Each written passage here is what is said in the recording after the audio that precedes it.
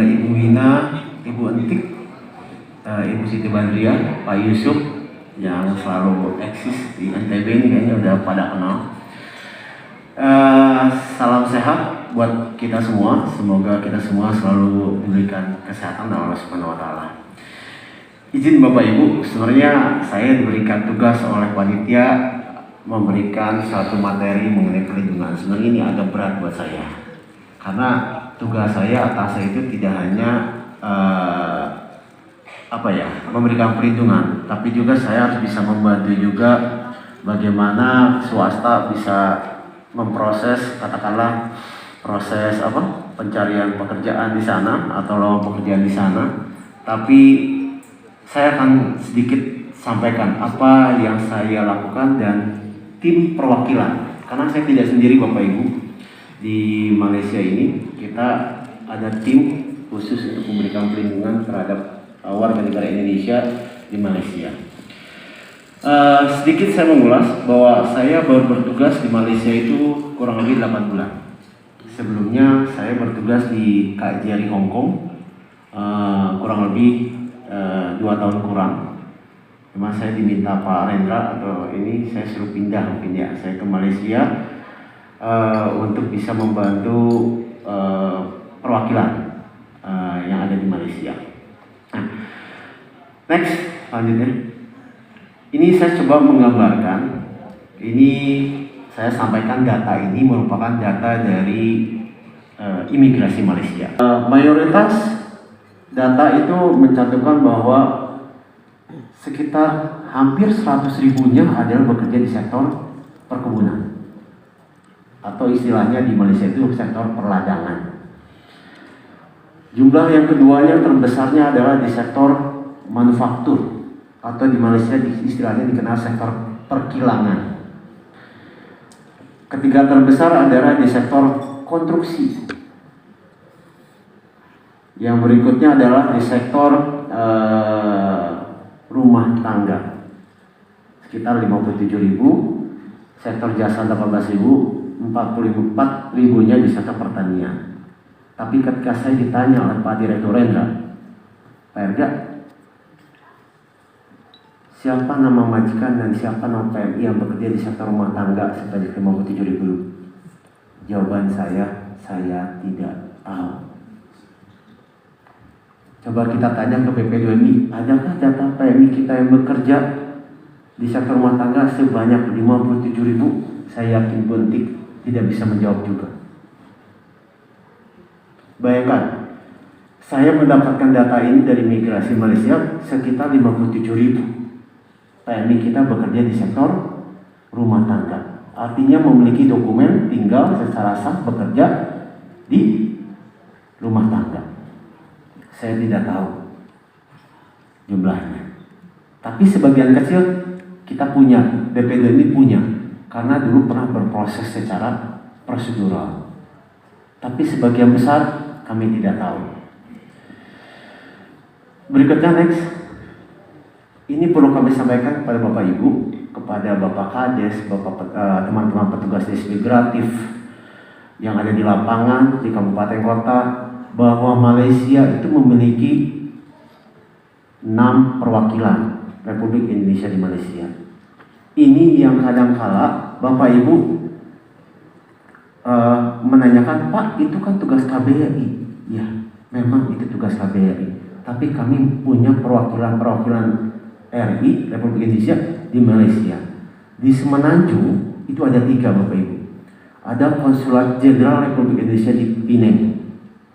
Wilayah kerjanya mencakup Kedah, Penang, Perlis, kalau saya tidak salah, nanti bisa dibuka. Ada KJRI Johor Bahru yang berdekatan dengan Singapura, yang berdekatan dengan Batam. Wilayah kerjanya ada di Pahang, Melaka, Negeri Sembilan, dan Johor Bahru sendiri. Di wilayah Sabah Sarawak ada 3 perwakilan kita. Yang pertama adalah Konsulat Jenderal Republik Indonesia di Kuching. Yang berikutnya adalah Konsulat Republik Indonesia di Tawau, dan yang terakhir adalah Konsulat Jenderal Republik Indonesia di Kota Kinabalu. Jadi Bapak Ibu, teman-teman semua bisa memahami ada 6 perwakilan Republik Indonesia di Malaysia. tidak hanya KBRI Kuala Lumpur. Tetapi memang betul kedutaan besarnya hanya satu, yaitu di Kuala Lumpur, di ibu kotanya Malaysia. Sebelum saya melanjutkan kepada next yang selanjutnya, saya sebenarnya tidak mau menceritakan yang next selanjutnya nih, tapi memang ini harus sampaikan kepada Bapak Ibu bahwa di lain pihak teman-teman PMI ini kita banyak yang sukses, yes, banyak yang berhasil. Saya sampaikan Pak Kadis, ada yang pulang sudah pekerja ladang, sudah punya rumah dan sebagainya ya. Tapi dalam memberikan perlindungan kepada PMI, kita tidak bisa parsial Bapak Ibu, bahwa semua siapapun yang bekerja di Malaysia, perwakilan RI di Malaysia harus bisa memberikan perlindungan. Artinya semuanya kita harus berikan perlindungan. Tidak hanya kita memberikan perlindungan yang di sektor perkebunan, di sektor manufaktur, tapi ada sektor lain yang harus kita berikan perlindungan, dan itu sama-sama warga negara Indonesia, itu sama-sama pekerja migran Indonesia, dan sama-sama saudara kita yang harus kita berikan perlindungan. Next, saya akan sampaikan sedikit, ini akan terkait dengan kenapa adanya upaya penghentian sementara dulu terkait dengan MOU, karena tadi narasumber Bu Dirhesti, Pak Yusuf semuanya sudah mengulas tentang MOU. Saya akan mengulas mengenai sisi fakta di lapangan dan bagaimana nanti pelayanan by system. Next, kasus PMI sudah diulas sedemikian oleh Bu Mina dari PWNI. Ini memang betul. Kasus yang terjadi di PMI domestik yang paling besar adalah gaji tidak dibayar. Yang kedua, tidak sesuai PK, katakanlah tadi tidak betah kerja, tidak ada visa kerja, diputus hubungan kerjanya sepihak, tanpa ada informasi, disuruh keluar saja, tidak ada akses komunikasi, penahanan dokumen, potongan gaji. Ini rata-rata kami temui.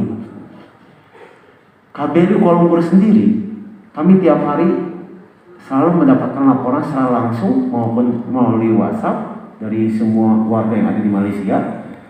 Dari 5 sampai 20 itu sudah seperti sarapan kami, termasuk tim kami, karena di KBRI itu kita punya tim Bapak Ibu, kita tim dengan yang konsuler, ada tim satgas, kami selalu setiap hari, dan kadang-kadang ada yang datang langsung. Nah, ketika mereka datang langsung, kita lakukan wawancara. Kami di perwakilan tidak bisa menutup mata, kami tidak bisa berdiam diri ketika ada saudara kami yang datang dan baru bisa melarikan diri, dan mereka penuh upaya untuk melarikan diri. Dia harus katakanlah mengikat spray, menyambung spray tempat tidur. Dia keluar dari jendela, dia harus lompat sehingga ditemukan oleh warga Malaysia yang membantu, bisa sampai ke KBRI. Kami sering temui itu, yaitu sering kami tangani oleh perwakilan, oleh KBRI Kuala Lumpur. Dengan kondisi demikian, kami kok ini terus berulang, gitu ya, terus berulang dengan kasus-kasus seperti ini. Nah, upaya pemerintah apa? Negara hadir melalui dengan Pak Rendra, dengan Bu Dirhesti melakukan upaya dengan penyusunan MOU kaitannya. Untuk apa Pak MOU ini? Yang mudahnya adalah untuk meminimalisir terjadi kasus-kasus demikian, sehingga saudara-saudara kita tidak teraniaya, tidak dibegitukan saja. Bayangkan saya mau bicara fakta Bapak Ibu, tapi ini memang harus saya sampaikan. Apakah kita sebagai warga akan berdiam diri ketika ada yang datang ke kita 17 tahun tidak dibayar gaji?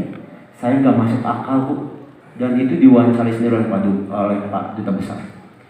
Saya nggak masuk dalam logika saya 17 tahun tidak digaji. Ketika kita koordinasi dengan Jabatan Tenaga Kerja, gitu ya, mereka dulu awalnya nggak mau ngurus karena undocumented, katanya. Kami tidak mau ngurus Pak, karena dia nggak punya visa kerja. Tapi kami perwakilan tidak bisa seperti itu warga kami, saudara kami. Kami tanya kepada majikan, ini pasti akan